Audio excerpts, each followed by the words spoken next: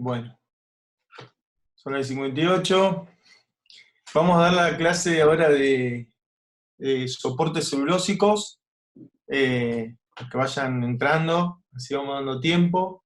Luego va a haber una actividad más, que la vamos a trabajar a través del foro, ya se las voy a explicar. Y lo interesante también que vayan haciendo preguntas a través del chat. Yo voy a ir haciendo algunos comentarios también a medida que vaya desarrollando la clase sobre el trabajo práctico.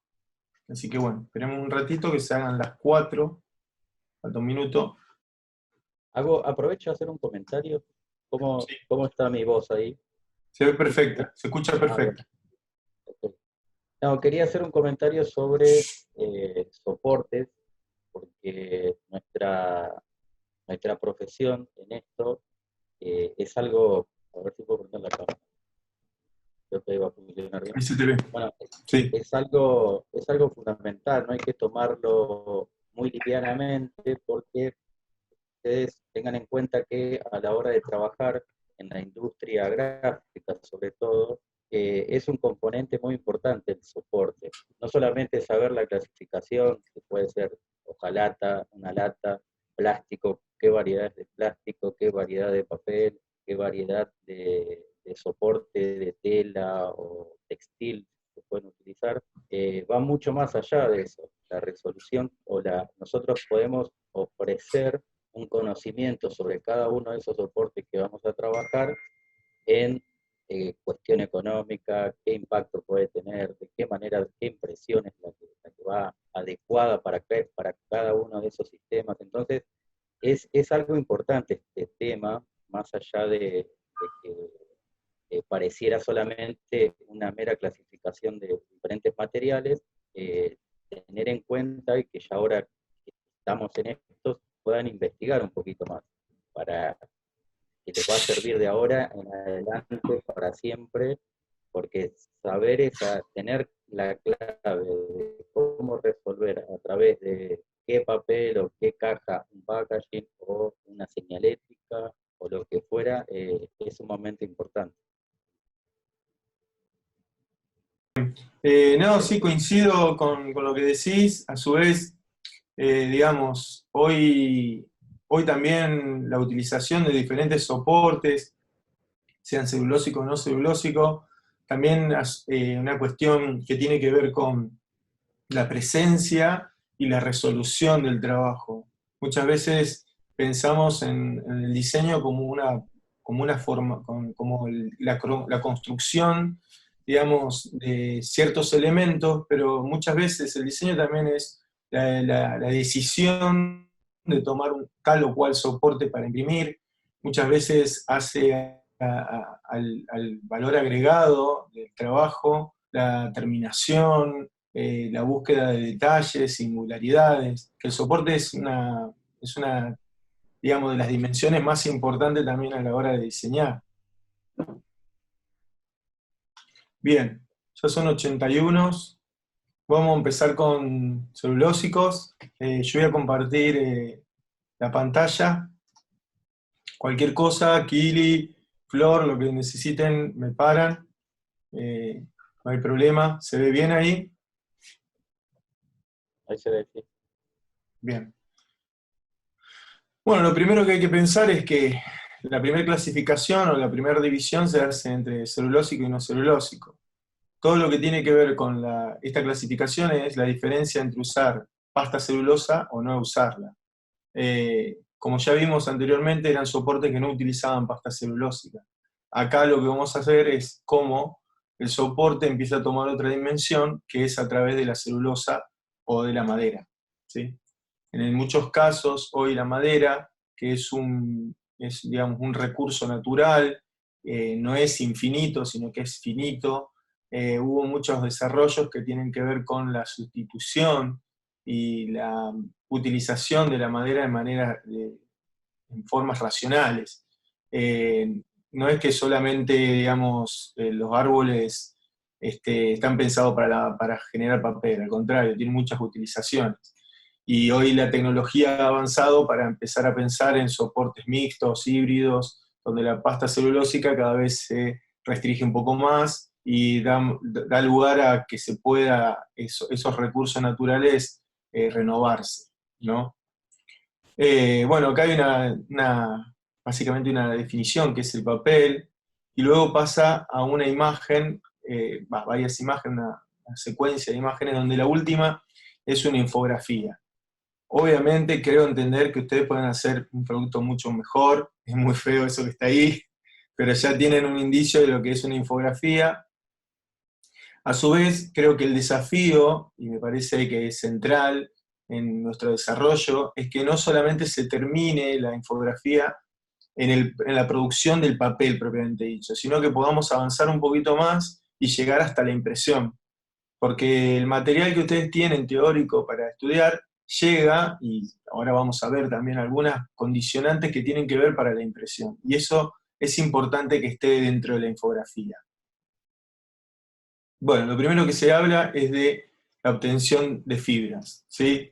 Esta cuestión que basamos de la madera, y en función de la madera vamos haciendo ciertos procesos. El primero es básicamente la deforestación, el corte de la madera, luego pasamos al lavado, al descortezado, y luego al chipeado o astillado. Y básicamente son los tres procesos primarios que necesita la madera para poder ser utilizada para la generación del papel. El astillado o chipeado, que comúnmente se llama, es esta destrucción básicamente parcial de la materia en pequeños fragmentos, por eso se llaman chips o astillado o astillas, las cuales después se va a utilizar para generar la pasta, ¿sí? Acá ya empieza a plantearse la pasta base. La pasta base no es que estamos vendiendo merca, ni mucho menos, sino es que es la construcción básicamente de esta sí, todo este material ya lo tienen ahí cargado. Es la construcción propiamente de la pasta que se va a usar para el papel. Luego se mete en una máquina que se llama máquina Foudrinier, que es una máquina donde en función de la humedad, el calor y el alisado y el aplanado, se va estirando esta pasta y se va generando el filamento que nosotros después vemos, o la lámina de papel, ¿sí?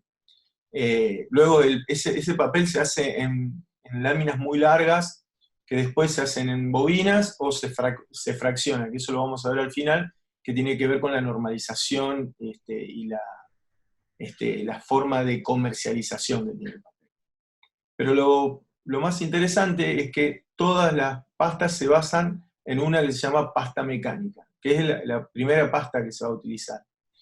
Esta se hace, obviamente, acá es medio resumido lo que ustedes tienen, pero en el apunte lo van a ver bien. Básicamente se utilizan muelas, ¿sí? O rodillos que van aprisionando, estrangulando y van haciendo como un puré de estas astillas. Eso se hace por acción mecánica, ¿sí? Luego esas muelas se pasan a una máquina donde se le saca la humedad y luego es procesado para la generación del papel. En la pasta química tienen, bueno, acá hay una sola, pero básicamente tienen dos formas de utilizarlo. Básicamente es por cocción. Se utiliza la pasta mecánica muchas veces, pero después se le agrega químicos para generar la cocción del papel, que se llama así, se cuece, se hace, digamos, por calor o por químicos. Esta pasta después se va a utilizar, se le agregan químicos para blanquearlo o sacarle un componente que es muy interesante, que para nosotros es perjudicial para la industria gráfica, que es la lignina. Es un componente que tiene la madera, que básicamente por acción del sol provoca un proceso de oxidación en el papel. Así, lo digo así técnicamente. ¿Qué es esta oxidación? Es esto cuando el papel se pone amarillo y después se pone marrón. Algunos de ustedes ya habrán visto algunos libros viejos, realmente esto se ve mucho en los libros viejos, donde el papel ya es marrón, prácticamente craft parece, un papel craft, que es porque tiene mucha presencia de lignina y con el tiempo y la luz solar, eso se va poniendo, el papel va dejando de ser blanco para ponerse marrón, ¿sí? Entonces, ¿eso qué se hace? Se trata de eliminar la mayor cantidad de lignina para que el papel quede más blanco y dure más blanco por el tiempo, ¿sí? Bueno, acá tienen uno que es sección húmeda y sección seca. Básicamente son como estos rodillos, estas muelas que yo le comentaba, básicamente generan la pasta. Hay algunos que utilizan agua y otros no. La desfibrilación, se llama así, de la madera se utiliza a través de la acción mecánica. Bueno, acá hablamos del refinado y purificación. Obviamente, acá son agregados químicos a esta pasta base. Generalmente lo que se hace es agregarle silicio, cloruro de sodio, bueno, varios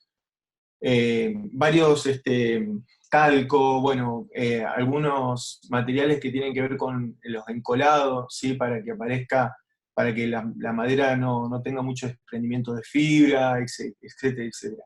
Son agregados químicos que se le van haciendo a la madera para que ésta se utiliza para el papel. Acá hay una consulta que puede ser respondida después, bueno.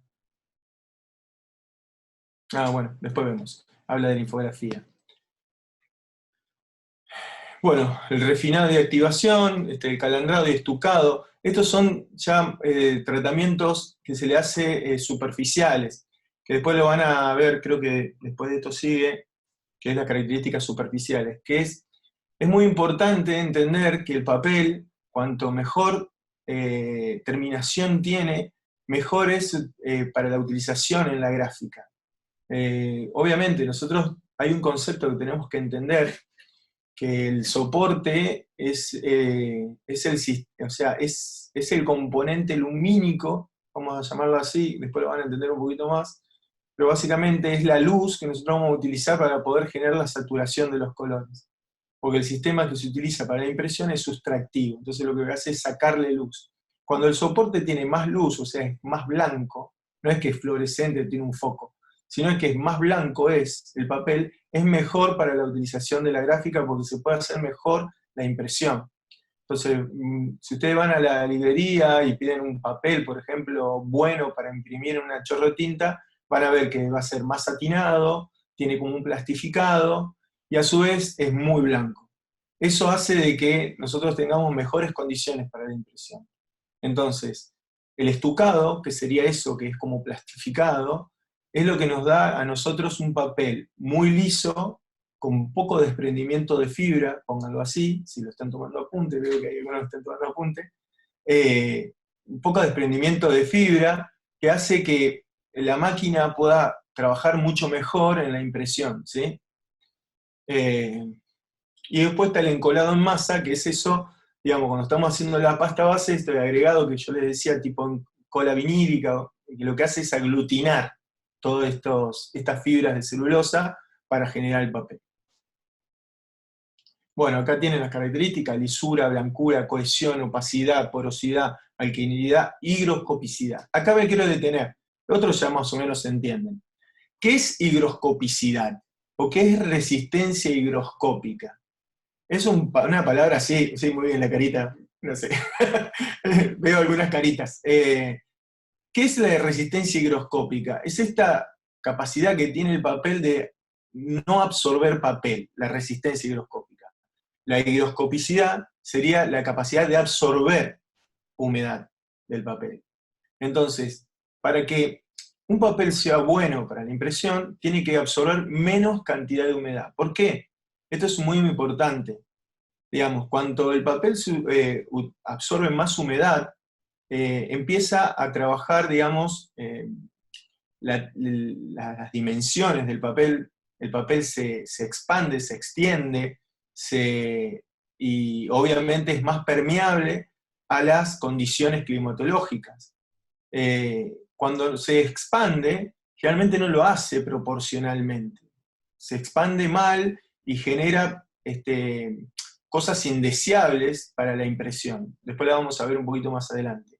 Entonces, la higroscopicidad es la capacidad del papel de absorber humedad.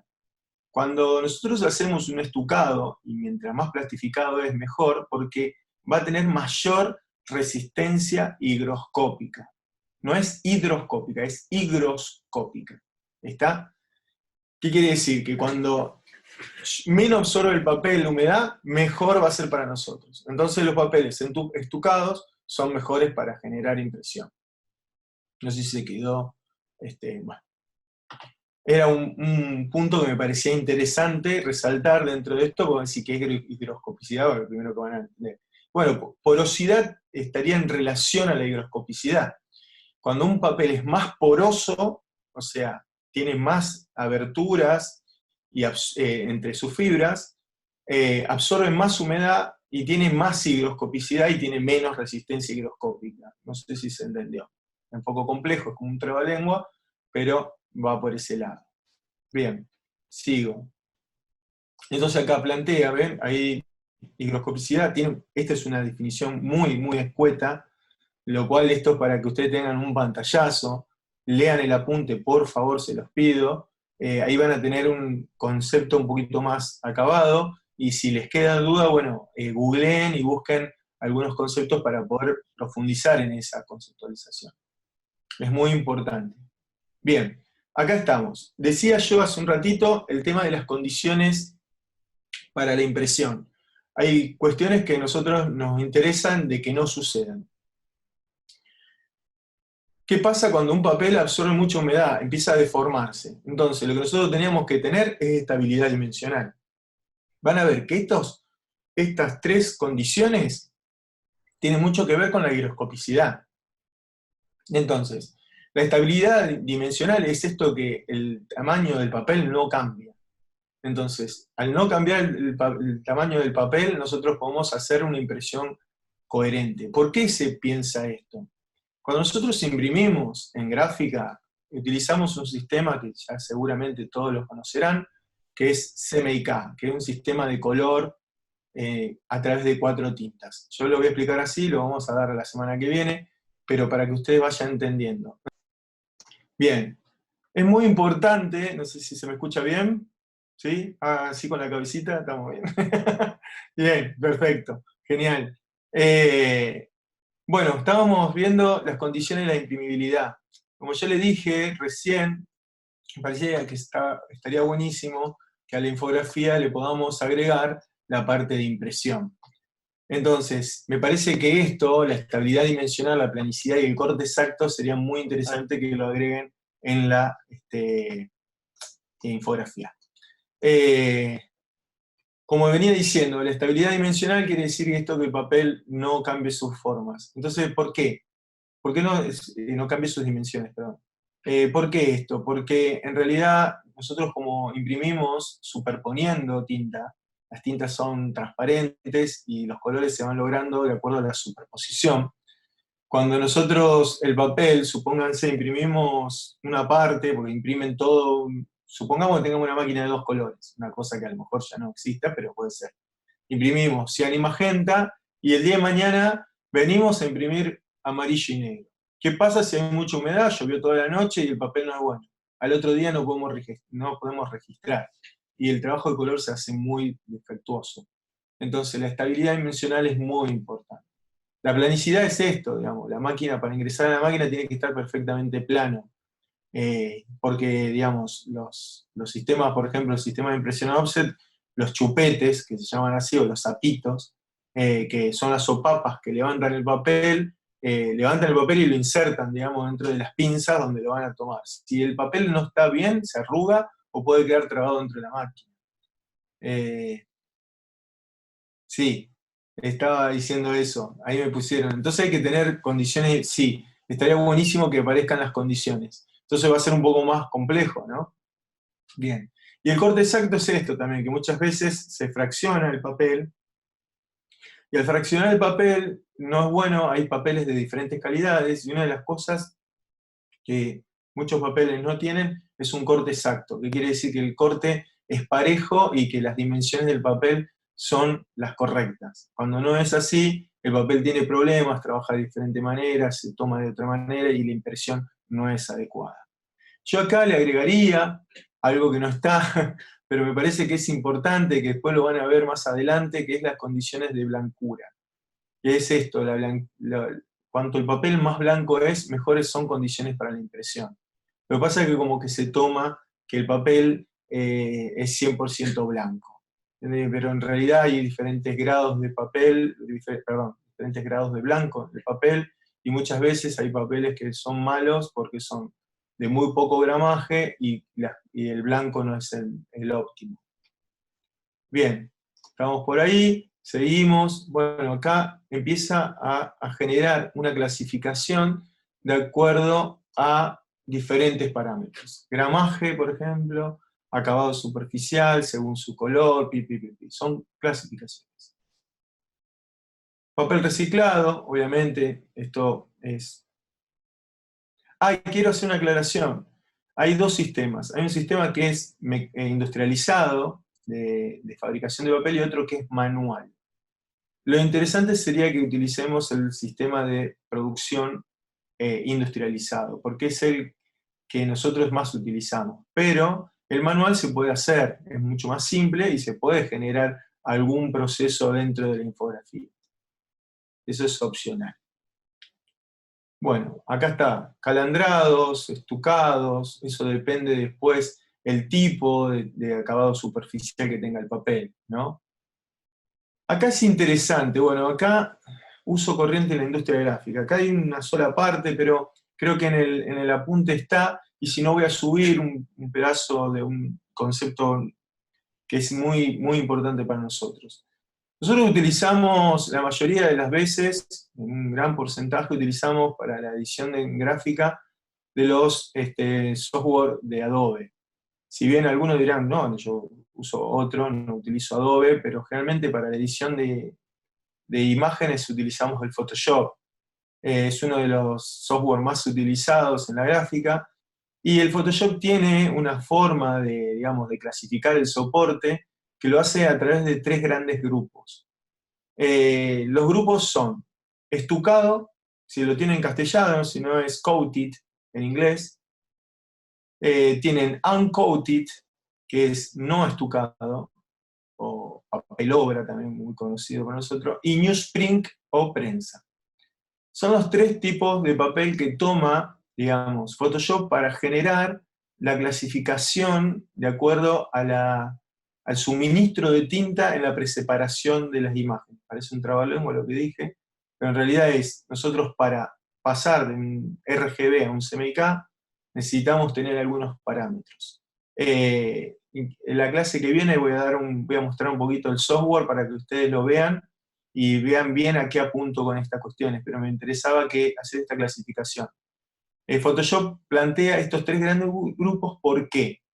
Por la absorción de la tinta al soporte.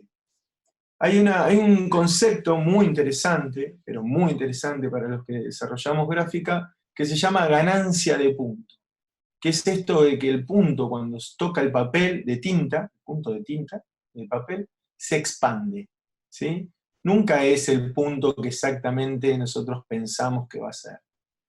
¿Cómo se expande? Y de acuerdo a su porosidad. Cuanto más poroso es, más se expande la tinta. ¿Sí? Cuando menos poroso es, menos se expande la tinta y más se controla el entintado. Eso es muy importante para poder lograr definición en la impresión y a su vez color, ¿no? Entonces, ¿cuál es la gradación? El que menos ganancia de punto tiene es el coated, que es el encapado, que es el papel que está plastificado. ¿Por qué? Porque absorbe muy poca humedad y es muy poco poroso. Después, el más poroso es el newsprint, el papel prensa, el que nosotros usamos de diario, ¿sí? ¿Me puedes repetir lo de la porosidad? Bueno, sí, ahora después llego. Ahora lo estoy diciendo, digamos. Cuando es newsprint, digamos, es más poroso, tienes más abertura entre sus fibras, no tiene un tratamiento superficial correcto. Por ejemplo, los papeles de diario no son encapados, no tienen un tratamiento superficial de estucado. Entonces, el punto de tinta se expande un montón. En ese caso sería muy expandido el punto, entonces lo que hace Photoshop es controlar. Si nosotros si vamos a hacer color para para diario, por ejemplo, antes, hace unos tiempos se hacía, ya ahora la impresión de diario no se utiliza. Pero muchas veces decimos, bueno, queremos utilizar para hacer un libro o para hacer una revista un papel más rústico, que está muy de moda, se utilizan papeles obra o papeles un poco más porosos, y hay que tener mucha cautela a la hora de utilizar la imagen, porque eso absorbe mucha tinta y se expande, ¿no? Entonces, el Photoshop tiene una capacidad para controlar el suministro de tinta en las imágenes. Entonces, es fundamental tener estos tres parámetros. Fíjense, encapado es el que menos absorción tiene. Sin encapar es el intermedio, y el newsprint es el más poroso. Si nosotros utilizamos un papel que está dentro de esos rangos, podemos utilizar cualquiera de estos tres protocolos. ¿Está? Bueno. Después se va a ir aclarando. Van a ver que... Y la tipografía, fundamentalmente, claro. Y sí, si utilizamos cuerpos muy chicos, si bien el problema de la fotografía, y lo digo por la fotografía, es porque hay superposición. Imagínense si ustedes utilizan una tipografía calada sobre una foto, que es muy utilizado eso en las revistas o en los libros. Por ejemplo, aparece la cara de, no sé, un personaje, y un texto tipo título y una bajada arriba de la imagen. Eso, para que quede en blanco, tiene que calar toda la tinta. Entonces, cuando esto se expande, la tinta cala menos, y la tipografía, que es muy pequeña y fina, se empieza a desaparecer. Eso es muy buen dato que plantea acá Flavio. Bien. Bueno, acá empieza a hacer una clasificación de acuerdo a su nombre, ¿sí? Esto también tienen ahí de acuerdo a sus usos, y básicamente su perfil, vamos a decir así, compositivo, ¿no? Un papel tisú, por ejemplo, es un papel que nosotros utilizamos para servilleta, altamente absorbente, muy poroso, pasta ultraquímica, etcétera, etcétera, digamos. Es para una utilización específica. Eso van a ver una suerte de clasificación de soportes de acuerdo a su utilización. ¿Cuánto me queda? Vamos, 10. Bien. Quiero, bueno, después del cartón corrugado, van a ver que, bueno, el papel Biblia, acá hay algunos que específicamente son utilizados, algunos ya no. Bien, acá entramos en lo que se llama métrica del papel, que siempre cuando tomamos esto en un parcial, nadie sabe, quiere salir todo corriendo. La métrica del papel se plantea básicamente en cómo se mide y cómo se fracciona el soporte. Entonces van a tener el formato, que puede ser en bobina, en resmas, o en pliegos, también, que se pueden llamar. El peso, que está prendido en gramos sobre metro cuadrado. El gramaje, que también está hecho entre peso, en realidad el peso y el gramaje es lo mismo, pero vieron que vamos a decir, dame un papel 80 gramos, 90 te dicen. Y bueno, vos decís, no sé, bueno, cuando más gramos es, un poquito más grueso es, digamos, esa es la relación. Y las dimensiones, que tenemos serie A, serie B y serie C, que eso tiene que ver con las normas IRAM, ¿sí? Que tiene que ver con la construcción, con la fabricación y la comercialización del papel. Entonces tienen la norma A, que es la que más utilizamos, donde tenemos la A0, A1, A2, A3 y así. Lo interesante es que hay un esquemita por ahí, no sé si acá está el dibujito, acá está, es cómo se va utilizando el papel. Esto es una bobina, entonces aquí no se tira nada, ¿sí? Entonces, fíjense que hay una racionalización del papel que va por mitades, ¿sí? Eso es muy interesante, hasta se puede calcular.